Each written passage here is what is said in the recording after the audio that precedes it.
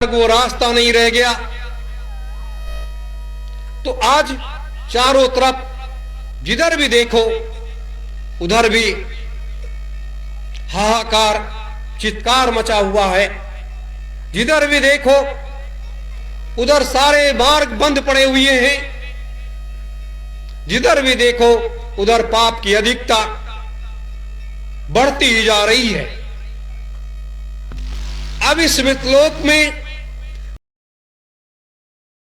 कौन ऐसी शक्ति है जो इस मृतलोक की इस धरा को इस पाप से मुक्ति दिला देगी? सतयुग में इतना पाप नहीं हुआ था, एक अंश पाप हुआ था। हरिश्चंद्र जी को इतनी बड़ी कठोर तप करना पड़ा, कठोर साधना करनी पड़ी और इतनी कठिन परीक्षा देनी पड़ी। त्रेता में 2 अंश पाप बढ़ा था। भगवान श्री राम को इतना कठोर तप करना पड़ा, इतनी बड़ी परीक्षा देनी पड़ी कि ये पृथ्वी भी कांप उठी। इतनी बड़ी परीक्षा देनी पड़ी। जब द्वापर आया 3 अंश जब पाप बढ़ा तो 3 अंश के पाप में बड़े बड़े महर्षि मुनि महात्मा थर थर कांपने लगे 3 अंश के पाप में। और कृष्ण को भी बहुत बड़ी कुर्बानी देनी पड़ी, बहुत बड़ी परीक्षा देनी पड़ी कि मथुरा में जन्म लेने के बाद हजारों कोस दूर जाकर के द्वारिका अपनी राजधानी बसानी पड़ी। हजारों किलोमीटर हजारों कोस दूर जाकर के बैठ गए। कितनी बड़ी परीक्षा थी उनके लिए, कितना बड़ा संघर्ष था। आज तो हर व्यक्ति कह देता है अरे ये तो मेरे लिए आसान है। मैं इसलिए आपको उदाहरण दे रहा हूं कि आसान करने वाले के लिए आसान होता है, लेकिन जो व्यक्ति रण के और कर्म के क्षेत्र में कूदता है उससे पूछो कि उसके ऊपर क्या बीतती है। आज वो समय आया है और इस कलयुग में अभी तो 5302 वर्ष हुआ। कलयुग को आए हुए 5302 वर्ष में हर 100 वर्षों में हमने परीक्षा दिया। कोई ना कोई महासंत महात्मा, कोई ना कोई ऋषि मुनि इस मृतलोक में आता रहा और जीवों का संभाल करता रहा।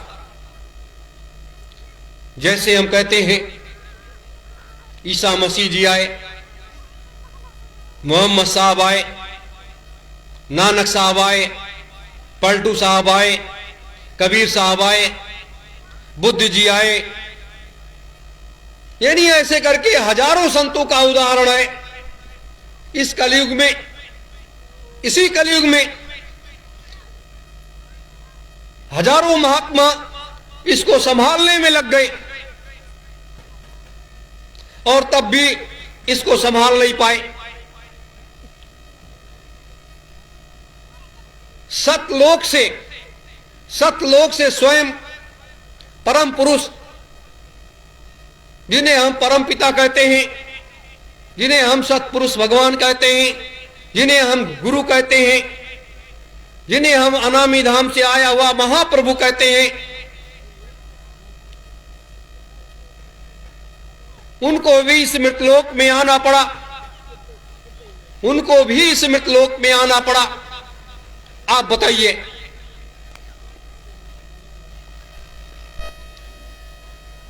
और आने के बाद वाचाल पंगु धर्म कर्म का ये क्षेत्र, राजनीतिज्ञों का रण क्षेत्र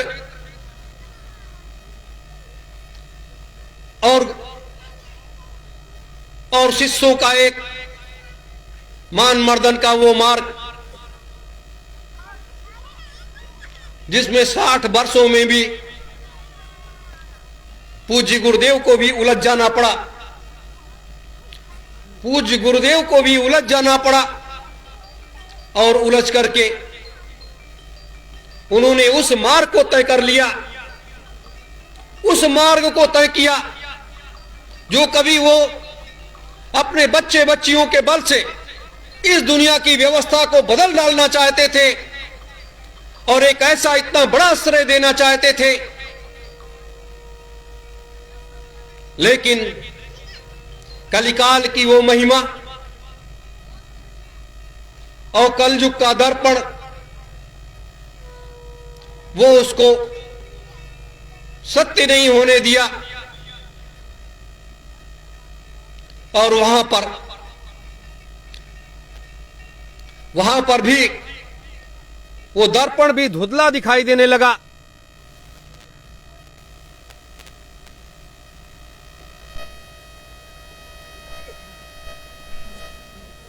क्या हो गया है नहीं कि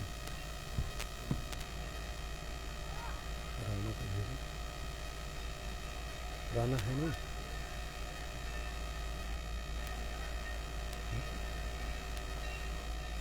जनरेटर तो चल रहा है, राना है नहीं, राना भैया ये कनेक्शन देने के लिए भैया बार-बार होता है। मेरे धर्म प्रेमी गुरु भाई बहनों, आप लोग शांत बैठ जाइए।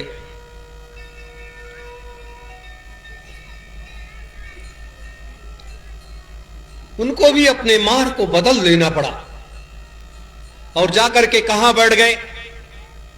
बहुत से लोग कहते हैं, कोई कहता है हमारी जेब में है, कोई कहता है हमारी जेब में है, कोई कहता है हमारी जेब में है।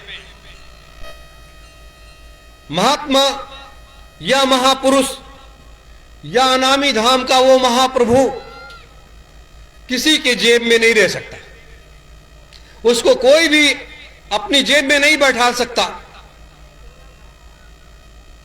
ऐसी महाशक्तियों को उसको प्रेम से जीता जा सकता है। प्रेम क्या है? प्रेम के रूप अनेक होते हैं और प्रेम अनंत होता है।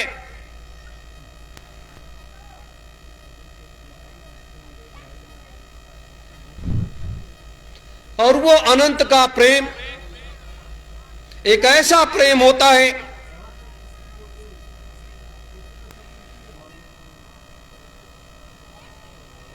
वो अनंत का प्रेम जो है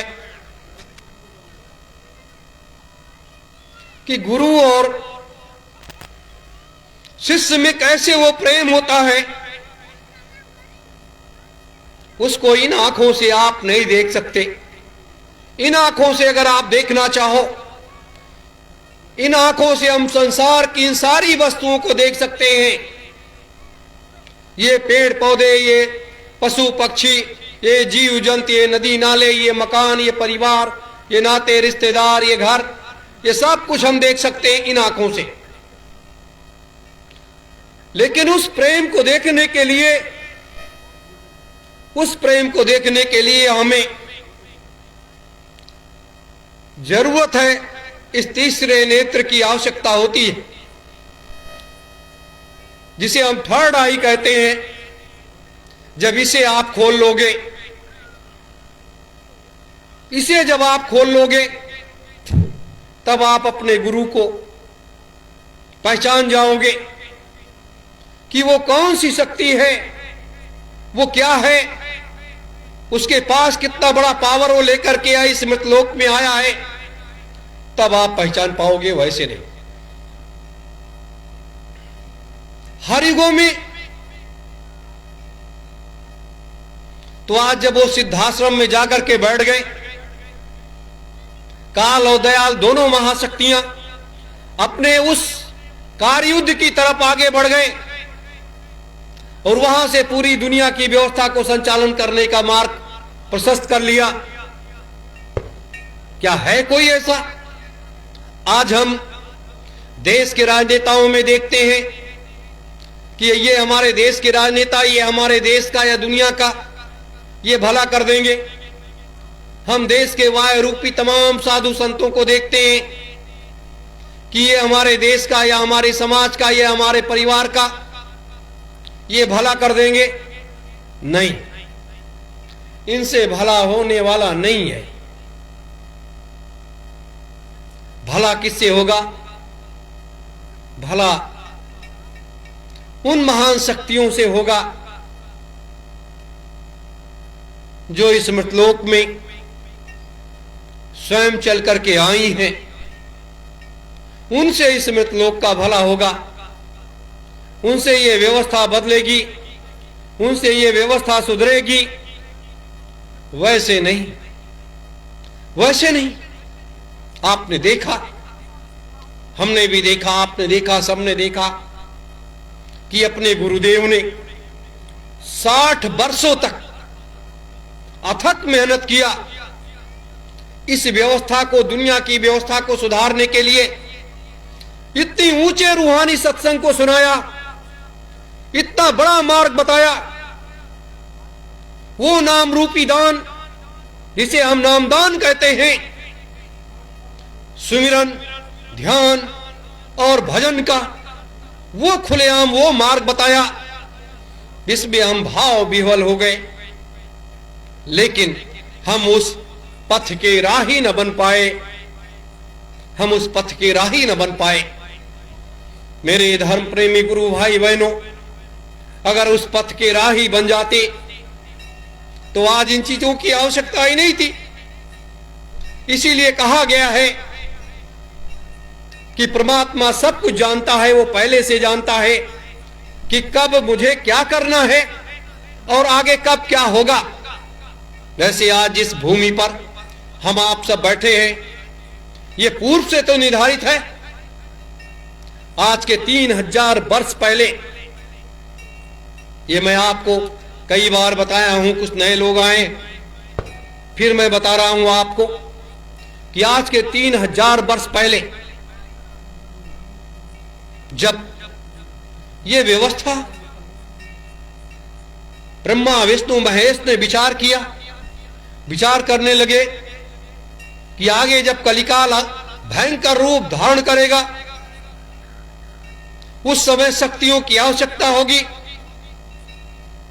और हमारे परम पुरुष, हमारे परम पिता उस मृतलोक में वहां मौजूद होंगे। तो इस मृतलोक की व्यवस्था को सुधारने के लिए पहले से कोई रास्ता तैयार किया जाए। तब भगवान शिव को यह जिम्मेदारी दी गई कि आप मृतलोक में जाकर के और 88,000 ऋषियों को, 88,000 लोगों को ऋषि के रूप में तैयार करिए और उनको नामदान दे करके और उनको वो शक्ति प्राप्त करने का जिम्मेदारी दीजिए जिस शक्ति को प्राप्त करके और आगे की कार्य की व्यवस्था को तैयार कर दे। 88,000 ऋषियों को भगवान शिव ने नामदान दिया और नामदान देने के बाद सबकी जिम्मेदारियां दी गई। सभी देवताओं को लगाया गया कि इनको आप इनकी देखरेख करोगे। 9 देवियों को, जिनको हम नवदात्री माता मानते हैं, 9 देवियों को लगाया गया कि आप इनको अपने पुत्रोत प्रेम करेंगी और इनकी देखरेख करेंगी। सारी जिम्मेदारियां सबकी बढ़ गई। और आज हमें 2 घंटे साधना करने की जब होती है या हमारी क्षुधा भूख से जब सताती है तो हम भाव विह्वल हो जाते हैं, परेशान हो जाते हैं, चिल्लाने लगते हैं। हमारे वो 88,000 ऋषिगण भगवान शिव को अपना गुरु मान करके और ऐसे करके गले में रुद्राक्ष की माला और नीचे कुछ नहीं और ऐसे इस भूमि पर बैठ गए। 72 वर्षों तक उन्होंने अपने आंख तक न खोला। 72 वर्षों तक ऐसे बैठे रह गए। मेरे प्रेमी जनों, आप बताइए 72 वर्षों तक, 72 वर्ष जब पूरा हुआ तो परमात्मा ने, प्रभु ने उनको दर्शन दिया। तो जब परमात्मा ने पूछा कि ऐ ऋषिगण, आप मुझसे क्या चाहते हैं, तो ऋषियों ने कहा, हे प्रभु, मैं मात्र इतना चाहता हूं कि जब आप कलयुग में, कलयुग के आखिरी सीमा पर, आखिरी चरण में जब आप अवतार ले, तो इसी भूमि पर एक ऐसा महायज्ञ करे जो भूतेन भविष्यते, जो भूतेन भविष्यते, जो न किसी युग में हुआ है न आगे कभी हो। एक ऐसा महायज्ञ करें आप। कितना बड़ा यक्ष प्रश्न था, कितना बड़ा वरदान था। हमारे 88,000 ऋषियों ने, 88,000 कंठों ने एक स्वर से ये आवाज दी परमात्मा के सामने। परमात्मा ने तथास्तु कह दिया कि ऐसा ही होगा। ऐ ऋषिगणों, ऐसा ही होगा। मैं आपके इस वचन को स्वीकार करता हूं। मेरे प्रेमी जनों, फिर ऋषियों ने कहा कि हे प्रभु, हम ये चाहते हैं कि हम ऋषिगण अपनी सारी शक्तियों को इसी मृतलोक के अंदर, इस पृथ्वी के अंदर अपनी सारी शक्तियों को समाहित कर दें और समाहित कर देंगे, जिससे जब आप कलयुग में अवतार लें तो शक्तियों की आवश्यकता पड़ेगी, क्योंकि उस समय मनुष्य रूपी जीवों में वो शक्ति, वो पावर नहीं रहेगा। तो आपको महायज्ञ में बड़ी कठिनाई होगी, बड़ी परेशानियां आएंगी, और वो शक्तियां आप उन लोगों के अंदर ट्रांसफर कर देना, जिससे आप वो महायज्ञ पूर्ण हो जाएगा। मेरे धर्म प्रेमी गुरु भाई बहनों, कितनी बड़ी व्यवस्था बनाई हमारे ऋषियों ने। वो सारी शक्ति इस पृथ्वी के अंदर समाहित कर दिया, इस पृथ्वी के अंदर समाहित कर दिया, और आदि गंगा माता गोमती को इसकी जिम्मेदारी दे दी कि आप इस शक्ति की देखरेख करती रहेंगी जब तक परमात्मा का आगमन इस पृथ्वी पर न हो जाए, यहां वो आ न जाए। ये जिम्मेदारी उन्होंने दे दी, आदि गंगा माता गोमती को दे दिया। फिर जहां पर ये धर्म ध्वजा लगी हुई है, यहां पर एक बहुत बड़ा विशाल यज्ञ कुंड था, विशाल यज्ञ कुंड था, और इस यज्ञ कुंड में 3 वर्षों तक मनीषियों ने एक यज्ञ किया, और उस यज्ञ कुंड से एक बड़ी ज्योति का प्रकाश निकाल दिया, जो प्रकाश 24 घंटे आसमान छूता था, और उसके आसपास लोग आते थे और ऐसे ध्यान में बैठ जाते थे, और वो 3 लोग 14 भवन में जाकर के विचरण करते थे, दर्शन करके फिर चले आते थे।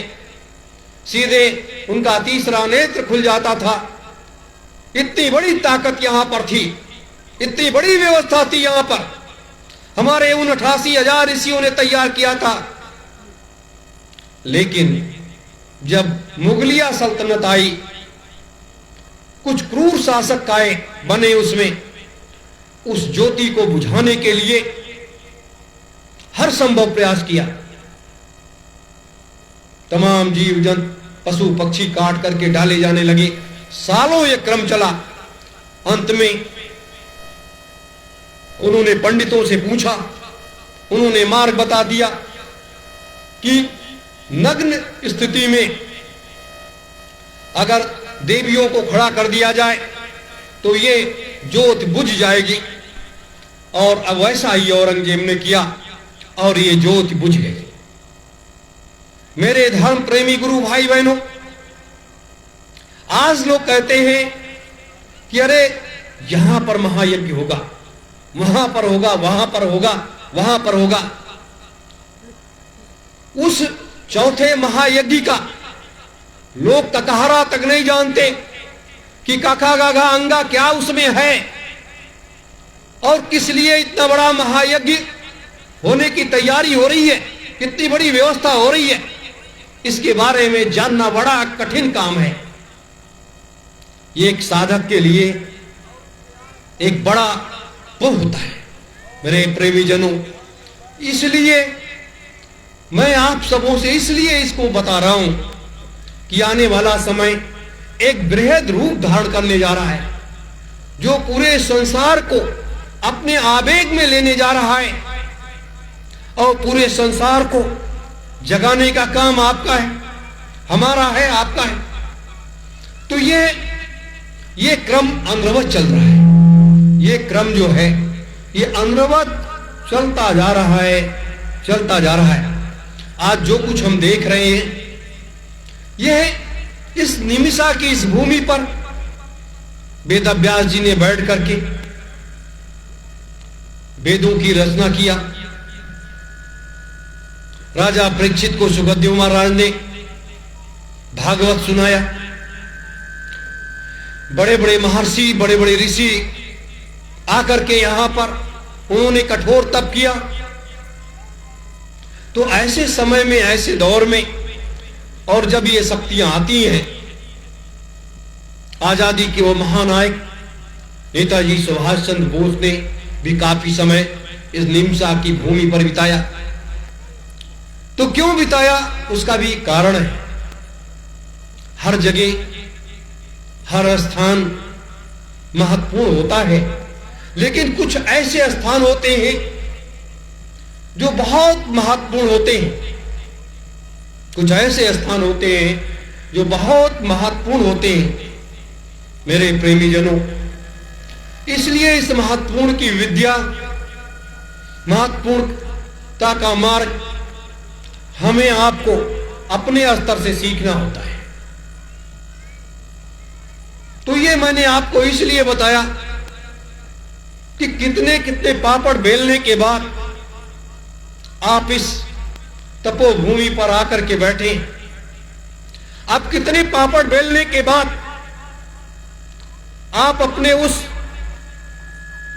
मकसद में कामयाब होंगे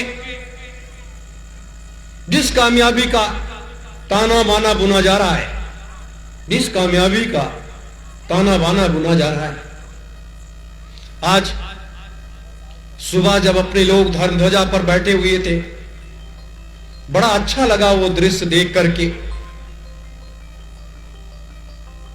कि जहां विकल्प नहीं था, जहां एक संकल्प था, और जहां एक संकल्प होता है वहीं पर जीत होती है, वहीं पर कामयाबी मिलती है मेरे प्रेमी जनों। ये मैं इसलिए आपको बता रहा हूं कि आने वाला समय हमें एक नए रास्ते की तरफ लेकर के जा रहा है, और वो रास्ता यहीं से होकर के आगे गुजरता है। आज हम बड़े गर्व के साथ कहते हैं सतयुग, त्रेता और द्वापर और कलयुग के भी कई उदाहरण गिना देते हैं। राम बुद्ध का उदाहरण दे देते हैं, ईसा मसीह का दे देते हैं, मोहम्मद साहब का दे देते हैं, कबीर साहब का देते हैं। ऐसे करके कई लोगों का उदाहरण देते हैं कि ये लोग आए और अपने समय में धर्म का प्रचार किया, बुरे लोगों को अच्छा बना दिया और अच्छा बना करके उनको सतमार्ग पर ले गए, और फिर वो ये घर छोड़ करके फिर अपने लोग को चले गए। लेकिन आज कौन आ रहा है? आज कौन आ रहा है? कोई संसार में दिखाई दे रहा है? किसी भी धर्म में, किसी भी पंथ में, किसी भी मत और मतांतर में, या दुनिया का कोई ऐसा राजनेता हो जो दिखाई दे रहा हो कि इस मृतलोक में इतना बड़ा पाप, इतनी बड़ी व्यवस्था हो रही है, अव्यवस्था फैली हुई है, तो इसको कोई सुधारने वाला कोई है? कोई नहीं है, कोई नहीं है, कोई नहीं दिखाई देता। किसको क्या पड़ी है, किससे किसको क्या लेना देना है। ये हम आप जैसे लोग ऐसे एक बार ईसा मसीह जी जब आए, लोगों को सत्य का मार्ग बता रहे थे, तो एक दिन जाते जाते वो एक जंगल में पहुंच गए। तो उनके साथ कुछ लोग थे, बैठ करके वहीं पर उन्होंने अपना उपदेश देना शुरू किया। ये लाइट गड़बड़ क्यों कर रही है? तो जब उपदेश देना शुरू किया, उपदेश लोग ग्रहण तो कर लिए, लेकिन उन्होंने कहा, प्रभु जो आपने बताया है, क्या ये मार्ग सच्चा है? क्या ये मार्ग सच्चा है कि नहीं है? ईसा मसीह ने कहा कि ये मार्ग तो बहुत सच्चा है, जो मैं मार्ग बता रहा हूं ये बहुत सच्चा मार्ग है। तो उनके एक शिष्य ने कहा कि आप इस पर चल करके तो दिखाओ, मुझे प्रत्यक्ष दिखाओगे तभी तो मुझे पता चलेगा, वैसे मैं क्या मानूं। तो आज वही चीज है कि इस पर चलेगा कौन, इस तलवार की धार पर कौन सा व्यक्ति चलेगा जो इस मृतलोक की या दुनिया की व्यवस्था को बदल डालेगा? है कोई चलने वाला? नहीं। और कभी भी एक जैसी व्यवस्था कभी भी नहीं रहती, एक जैसी व्यवस्था कभी रहती नहीं है। जैसे आप हर युगों में, सतयुग में, त्रेता में, द्वापर में ब्रह्मा जी, कहीं शिव जी, कहीं विष्णु जी, ये लोग आते रहे जाते रहे, ये लोग आते रहे जाते रहे, इनका अंश आता रहा जाता रहा, काम करता रहा। कलयुग में भी काफी समय तक छोटी छोटी शक्तियां आती रही जाती रही, लेकिन वर्तमान के इस कलिकाल में ब्रह्मा विष्णु महेश को नहीं आना है। यह आप लोग कान खोल करके सुन लीजिए। वर्तमान में ब्रह्मा और विष्णु और महेश, ये तीनों शक्तियों को इस काम के लिए नहीं आना है कि ये तीनों शक्तियां जब जब आई, थोड़े समय के लिए व्यवस्था को बना करके फिर चली गई। पूर्णकालिक व्यवस्था इन्होंने नहीं बनाया। पूर्णकालिक जो व्यवस्था है इन्होंने इस मृतलोक में तैयार करके नहीं दिया। तो इस बार का जो है, इस बार का जो परिवर्तन है, जो बदलाव है, जो व्यवस्था का मार्ग है, वो पिता और पुत्र का है। पिता और पुत्र का है, यानी सतपुरुष का और निरंजन भगवान का। ये कार्य उनके ऊपर दिया गया, उन्होंने स्वयं अपने ऊपर लिया कि इस कार्य को हम पूर्ण करके सुरक्षित व्यवस्था को तैयार करके लाखों वर्ष के लिए व्यवस्था हम बना करके दे देंगे। मेरे धर्म प्रेमी गुरु भाई बहनों, और आज हमारे मनीषी, आज हमारे महात्मा, आज हमारे ऋषि मुनि, आज जितने भी साधु संत हैं, वो सब उसी में उलझे हुए हैं। ब्रह्मा विष्णु महेश राम कृष्ण सीता गीता में उलझे हुए हैं। तो इससे कैसे काम चलेगा? ये शक्तियां तो आएंगी नहीं मृतलोक में वो काम करने के लिए। इस मृतलोक में तो सतपुरुष भगवान और निरंजन भगवान का आगमन सुनिश्चित करता है, और उन्हीं के द्वारा 2,03,000 वर्ष की व्यवस्था इस मृतलोक में जो बनाई जाएगी, कि 3,000 वर्ष के लिए सतयुग का मार्ग प्रशस्त होगा और 2 लाख वर्ष के लिए संतयुग का मार्ग प्रशस्त होगा। तो 2,03,000 वर्ष के लिए यह व्यवस्था बनाने का जो मार्ग है वो सिर्फ और सिर्फ सत्पुरुष भगवान और निरंजन भगवान का है। तो वर्तमान में इस कलिकाल में, वर्तमान के इस कलिकाल में दो ही शक्तियां ऐसी हैं जो अपने मार्ग को प्रशस्त कर रही हैं, जो अपने मार्ग पर आगे बढ़ रही हैं और इस व्यवस्था को बनाने में लगी हुई हैं। अब आप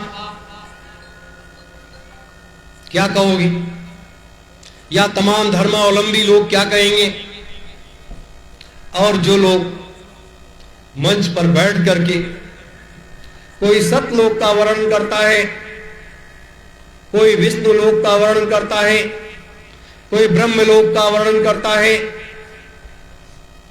कोई शिवलोक का वर्णन करता है, लेकिन अगर पूछा जाए कि क्या आप सब ब्रह्मलोक को गए हैं, ब्रह्मलोक में वहां बैठने की व्यवस्था कैसी है, चलने की व्यवस्था कैसी है, खाने की व्यवस्था कैसी है, सोने की व्यवस्था कैसी है, तो किसी को कुछ नहीं मालूम है, किसी को कुछ नहीं मालूम है। तो इस सिर्फ हमारे महापुरुषों ने अगर जो कुछ बताया, या हमारे वेद पुराण ग्रंथों में जो कुछ है उसको हमने अध्ययन किया, और अध्ययन करने के बाद उसको हम समाज में लोगों के बीच में लेकर के जाने लगे।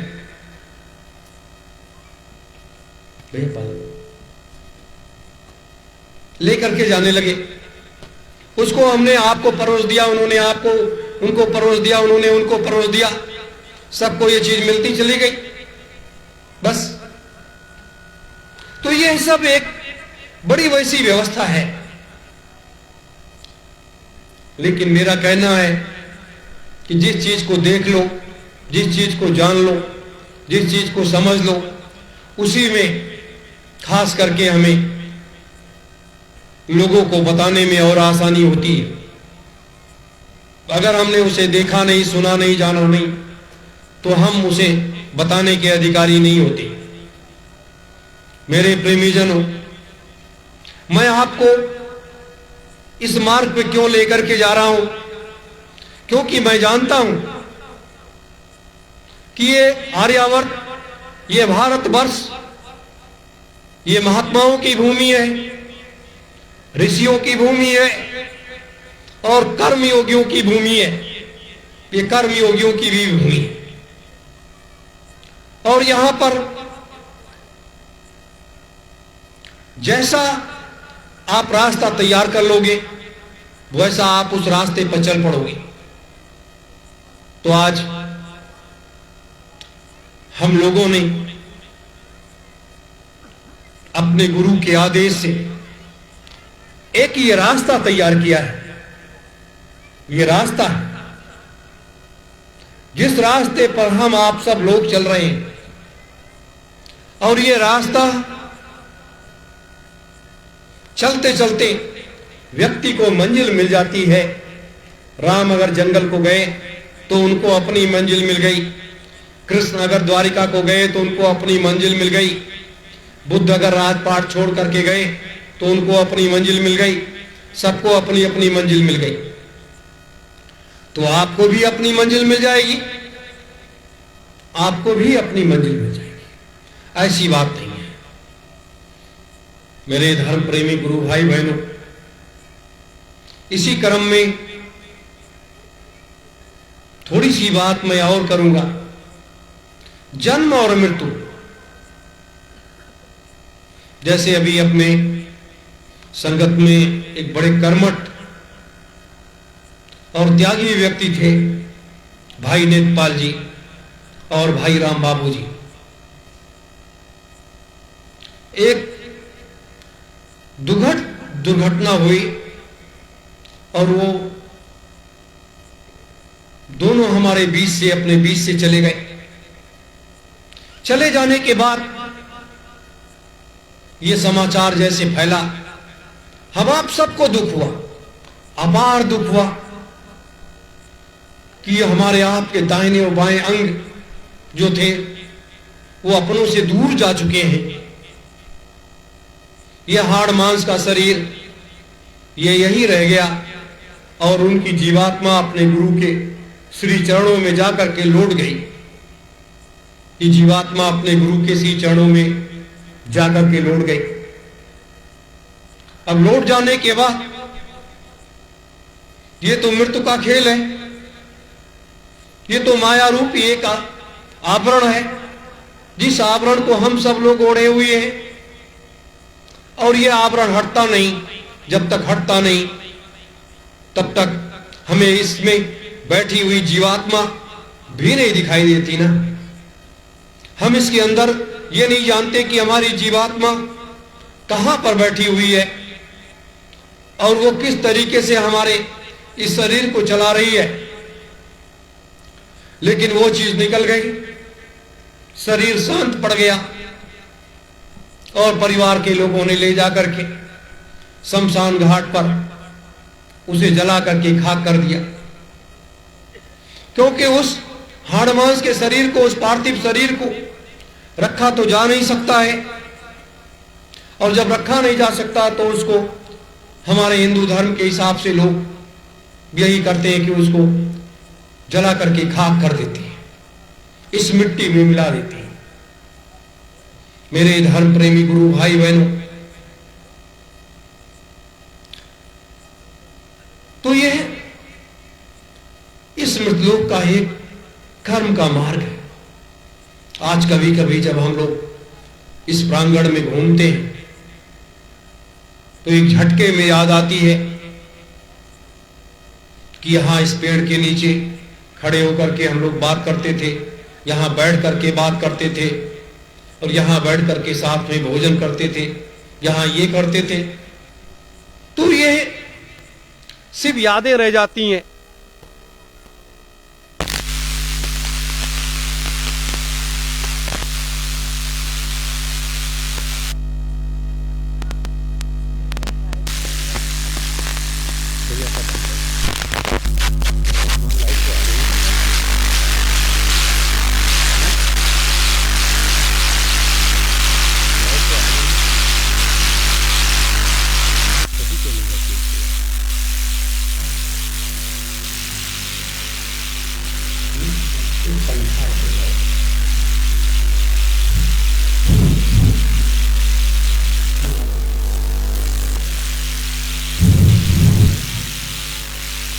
मेरे प्रेमी जनों, तो ये, लेकिन हमें लोगों को ये सब देख करके बड़ा वो लगा, अचंभा लगा।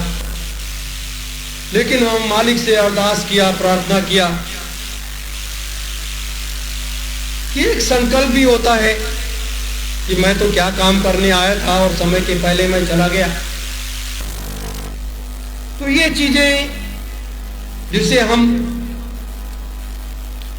होनी, एक प्रबल होनी होती है, उसको हम आप कम कर सकते हैं लेकिन रोक नहीं सकते हैं।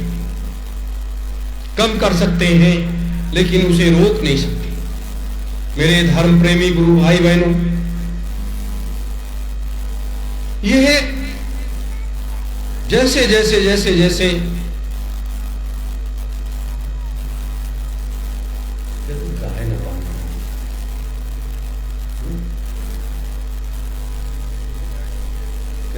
वहां पर लगा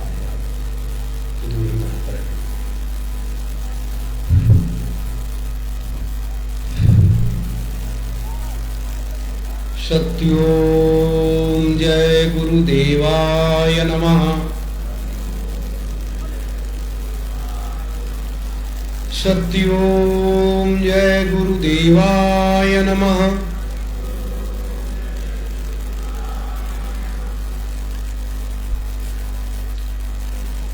मेरे धर्म प्रेमी गुरु भाई बहनों, कल 21 अक्टूबर है। कल का दिन अपने सबके लिए एक ऐतिहासिक दिन है। ऐतिहासिक दिन का मतलब कल 21 अक्टूबर है।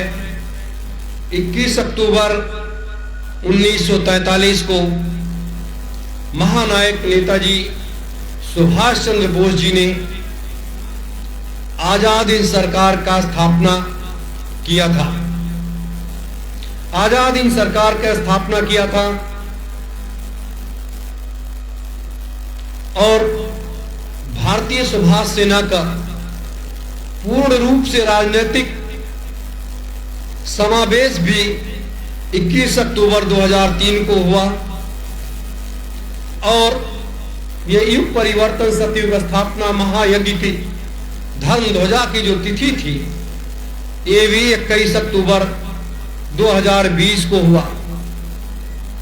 तो ये तीनों तिथियां ऐसी एक गणना के एक सीध में आई, तो उसको कल हम लोग बड़े भाव प्रेम से उसको हम लोग मनाएंगे। सुबह से इस कार्यक्रम का एक आगाज होगा और विस्तार से मैं कल आप सबों को भारतवर्ष के राजनीतिक इतिहास के बारे में, भारतवर्ष के वर्तमान राजनीतिक हालात के बारे में, भारतवर्ष के व्यवस्था कैसे बदलेगी उसके बारे में और वर्तमान में भारतीय सुभाष सेना की आवश्यकता वर्तमान में क्यों पड़ी, भारतीय सुभाष सेना देश में एक राजनीतिक पहल के लिए देश में क्यों आई, इसके बारे में और युग परिवर्तन सतयुग स्थापना महायज्ञ का ये धर्म ध्वजा लगाने की आवश्यकता इस तपोभूमि पर क्यों पड़ी, इसकी जरूरत क्या है और आगे व्यवस्था का बदलाव कैसे होगा और कैसे हमें कितने बड़े बड़े संघर्षों से गुजरना पड़ेगा और कैसे हम देश और दुनिया में आध्यात्मिक और राजनीतिक क्रांति को हम कैसे उसको बल देंगे, कैसे अपना संदेश देश और दुनिया के बीच में लेकर के जाएंगे, हमारा वो संदेश क्या होगा। कल पूरा दिन ये चर्चा पर चर्चा चलता ही रहेगा।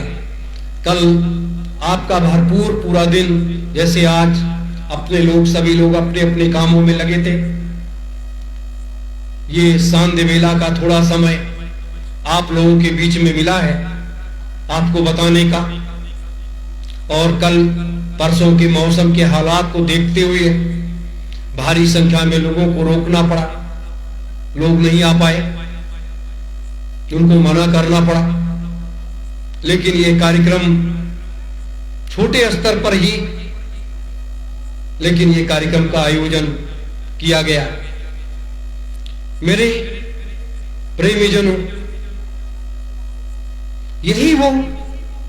यही वो सार सत्य है। जैसे जब ये भारत गुलाम था,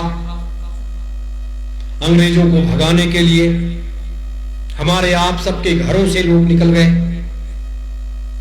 और अंग्रेजों को भगाने के लिए बड़े बड़े संघर्ष किए, क्या क्या करना पड़ा। तो आज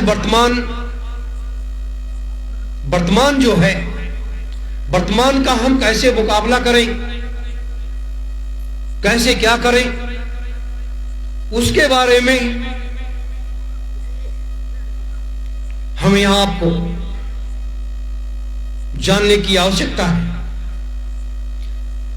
और जैसे कोई आंख में भुंगा पड़ जाता है तो आंख हम मलते हैं और वो जलन होती है, पानी तक निकल आता है, उसी तरीके से हम आप सब लोग देश के राजनीतिज्ञों में, देश के सारे राजनीतिज्ञों की आंखों में गड़ रहे हैं भुनगे के तरीके से मेरे प्रेमीजनों। तो ये हमें आगे क्या करना है, क्या होना है, क्या बनना है और क्या हम तैयारी कर रहे हैं, इसके बारे में विस्तृत जानकारी कल मैं भरपूर आपको दूंगा। मैंने थोड़ा सा संक्षेप में आप सबको जो एक आध्यात्मिक रास्ते पर बताया है। आप बताइए, हिंदुस्तान में 1,03,00,000 महात्मा हैं, 1,03,00,000 सनातन हिंदू धर्म के महात्मा हैं।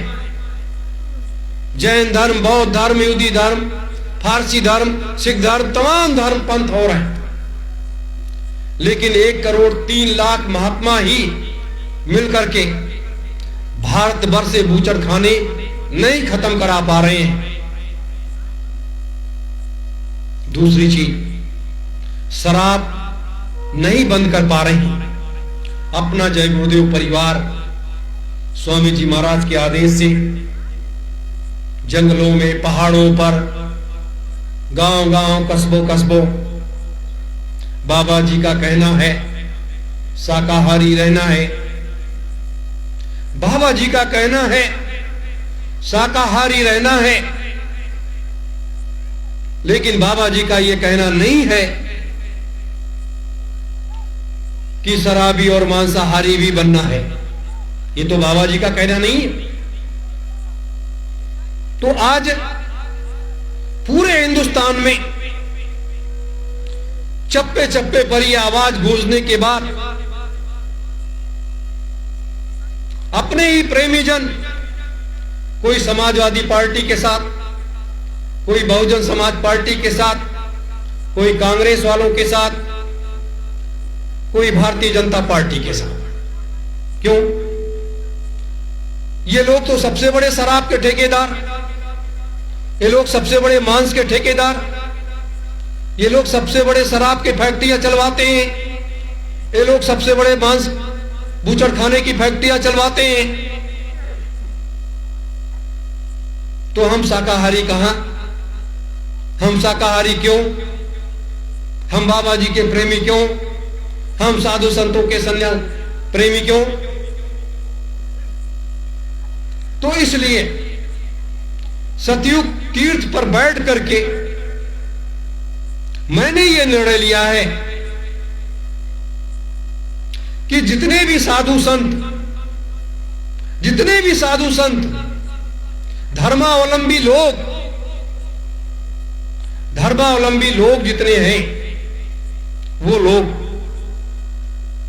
अगर इन पार्टियों के साथ में जाते हैं, इन पार्टियों के साथ में वो जाते हैं, उन पार्टियों का समर्थन करते हैं, तो ये अपने लोगों को मानना चाहिए कि वो लोग भी बूचड़खाने में उनको हिस्सा मिलता होगा, शराब की फैक्ट्रियों में उनको हिस्सा मिलता होगा, उन साधु संतों को। इसीलिए तो अपने चेले अपने शिष्यों से तो कहते हैं कि आप सपा को समर्थन दे दो, आप बीजेपी वालों को समर्थन दे दो, आप उनको समर्थन दे दो, उनको पैसा मिलता होगा। अब एक तरफ धर्म का आवरण, महात्मा का आवरण, साधु का आवरण पहन करके और समाज को धोखा देते हैं। तो ये चीजें अब होने वाली नहीं है, क्योंकि इसका पुरजोर विरोध होना चाहिए और जम करके विरोध होना चाहिए, क्योंकि सत्य का मार्ग भले कठिन मार्ग है, लेकिन हमें उस मार्ग से विचलित नहीं होना चाहिए। मेरे प्रेमी जनों, मैं इसलिए आज इस सांध्य मेला में इस रात्रि को इस मंच से इसलिए कह रहा हूं कि कल तो बहुत कुछ सुनने को आपको मिलेगा। इसलिए कह रहा हूं कि आज तक जो होता चला आया, आगे वो ना होने पाए। आज तक जो ये कुछ होता चला आया, आगे ये ना होने पाए, ये उसकी तैयारी है, ये उसकी व्यवस्था है। लोग कहते हैं कि क्रांति नहीं उठती। भगत सिंह ने अपनी क्रांति किस तरीके से उठाई थी, चंद्रशेखर आजाद ने अपनी क्रांति किस तरीके से उठाई थी, सुभाष चंद्र बोस ने अपनी क्रांति किस तरीके से उठाई थी, और आज हमारे आपके सामने तो एक छोटा सा लक्ष्य है, आध्यात्मिक क्रांति और वैचारिक क्रांति। मैं तो ये कहता हूं कि जो ऐसे साधु संत हैं, ऐसे सन्यासी महात्मा हैं, उनको अध्यात्म के बारे में पूरी जानकारी ही नहीं है, धर्म के बारे में जानकारी ही नहीं है। जैसे बड़े बड़े कथावाचक हैं, मुरारी बापू हैं, ले लिया जाए, ये सब बड़े बड़े कथावाचक हैं। क्या करते, कौन सा धर्म का आप लोग पाठ पढ़ाते हो? तो ये सभी धर्मों का एक नया नया खेल है, नए नए रास्ते हैं, नए नए मार्ग हैं। लेकिन भारतीय सुभाष सेना या सत्यम जय गुरुदेव सत्ययुग तीर्थ की ये पावन धरा, ये उस रास्ते पर लेकर के जा रही है जहां पर हमें हर मार्ग मिलेगा, हर रास्ता मिलेगा, धर्म का भी क्षेत्र मिलेगा, कर्म का भी क्षेत्र मिलेगा, राजनीति का भी क्षेत्र मिलेगा, और आत्मा से परमात्मा का मिलन का रास्ता भी मिलेगा। मैं तो 5 साल से लोगों से कह रहा था, अपने प्रमुख पदाधिकारियों से, कि आप मेरे साथ 1 हफ्ते बैठ जाओ, 10 दिन बैठो, मेरे साथ बैठो, मैं आपको वो रास्ता दिखा दूंगा कि उस रास्ते पर चल पड़ोगे, एक अच्छा इंसान बन जाओगे, एक अच्छा व्यक्ति बन जाओगे। लेकिन अपने ही कार्यकर्ताओं का समय न मिला। मेरे धर्म प्रेमी गुरु भाई बहनों, इसलिए सबसे मूल चीज को आप समझो कि हम सब बड़ा कितना त्याग और तपस्या किए होंगे, तब ये मनुष्य का शरीर मिला, और मनुष्य का शरीर मिलने के बाद हम सबों ने एक अच्छा कर्म किया। एक अच्छा कर्म अगर किया नहीं होता तो ऐसे समय के सच्चे सद्गुरु संत महात्माओं का सानिध्य और उनका आशीर्वाद न मिलता, उनके चरण रज माथे लगाने न मिलता, उनके मुखारबिंद से उनके अमृतमयी वचनों को सुनने को न मिलता। ये हम आप सबका बड़ा अच्छा कर्म था कि ये सब चीजें हमें आपको मिली। आज अपने गुरुदेव की ही देन है, स्वामी जी महाराज की देन है कि हम आप सब यहां बैठे हैं, और हम आप संसार किस रास्ते पर जा रहा है, हम आप किस रास्ते पर जा रहे हैं, ये उन्हीं की कृपा है, ये उन्हीं की मौज है कि बच्चे आपको ये काम करना है। और लोग कहते हैं कि गुरु ये तो शुरू से चला आया। हरिश्चंद्र जी के पास 2 ऐसे गुरु थे, आध्यात्मिक गुरु और राजनीतिक गुरु। दुर्वासा जी और विश्वामित्र जी 2 ऐसे गुरु थे। राम के पास विश्वामित्र और वशिष्ठ जैसे गुरु थे। एक आध्यात्मिक गुरु था तो एक राजनीतिक गुरु था। कृष्ण के पास संदीपन और दुर्वासा ऋषि थे, एक आध्यात्मिक गुरु एक राजनीतिक गुरु था। तो आज जो लोग कहते हैं, तो मैं कहता हूं कि अपने पास भी 2 गुरु हैं, 2 गुरु हैं। एक आध्यात्मिक गुरु है तो एक राजनीतिक गुरु है, और एक ऐसा राजनीतिक गुरु जैसे उस समय संसार के लोग विश्वामित्र जी से कांपते थे, वैसे सुभाष जी से, संत सम्राट जी से आज भी पूरा विश्व कांपता है, पूरा विश्व कांपता है।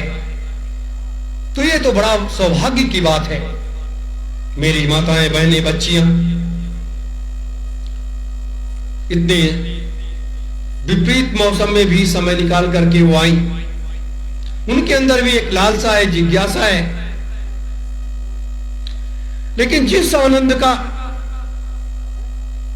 जिस चीज को आप, जिस रूहानी सत्संग को आप सुनना चाहते हैं, वो रूहानी सत्संग पूज्य गुरुदेव के आने पर ही मिलेगा। मैं तो आपको एक पथ प्रदर्शक के रूप में, आपको एक रास्ता दिखाने के लिए आपके बीच में आया हूं। मैं आपको एक रास्ता दिखा रहा हूं कि मेरे प्रेमी जनों, मेरे गुरु भाई बहनों, इस रास्ते पर अगर हम लोग चल पड़े तो इस रास्ते से हमें अपनी मंजिल भी मिल जाएगी, मालिक का काम भी हो जाएगा और वो सारी चीजें हो जाएंगी जो सारी चीजें अधूरी पड़ी हैं। और उन अधूरे कार्यों को कोई पूरा करने के लिए तो आगे बढ़ा नहीं, कोई आगे नहीं बढ़ा, सब अपनी अपनी कमाई में लगे हुए हैं। तो हम आप अगर बढ़ रहे हैं तो ये अच्छी बात है, ये अच्छी बात है। मेरे धर्म प्रेमी गुरु भाई बहनों, ये कुछ बातें थी मैंने आपके बीच में आज रखी है, लेकिन कल सुबह 7 बजे से ही ये दौर चलेगा और हम आप उसमें बढ़ चढ़ करके हिस्सा लेंगे। बस इन्हीं शब्दों के साथ आप सभी धर्म प्रेमी गुरु भाई बहनों को, माताओं, बच्चे बच्चियों को सादर सत्य ओम जय गुरु।